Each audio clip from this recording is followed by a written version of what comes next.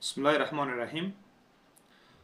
سلام و عرض ادب دارم خدمت تک تک شما دوستای عزیز.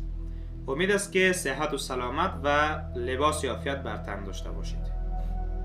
دوستان عزیز، میخوایم در مورد یک موضوع خیلی خاص همراه شما صحبتی داشته باشیم.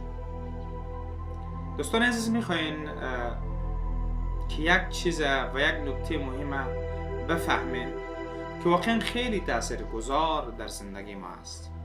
اگر میخوایم واقعا تاثیرگذار باشیم، اگر میخوایم واقعا در زندگی خود موفق شویم، فقط یک گزینه وجود دارد و آن هم ایمان به خداوند جل جلاله است. خداوند جل جلاله در قرآن عظیم شان میفرماید: ان الله مع الذین اتقوا والذین هم محسنون. پروردگار همراه با کسانی هستند که آنها از خداوند جل جلاله میترسند و به همراه کسانی هستند که آنها عمل شایسته و نیک انجام میدهند. و این آیه قرآن عظیم شان به ما دو پیام دارد. پیام اول، خداوند همراه با کسانی هستند که آنها تقوا پیشه کردند، یعنی پرهیزگار هستند.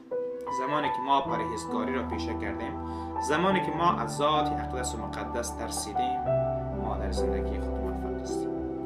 و گزینه دوم و پیام دوم این آیت قرآن عظیمشان این است: خداوند جل جلاله به همراه کسانی هستند که آنها عمل شایسته و نیک انجام میدهند، مانند عبادت، نماز خواندن در موقع، روزه گرفتن در وقت معین و سایر عباداتی که در شریعت موجود است.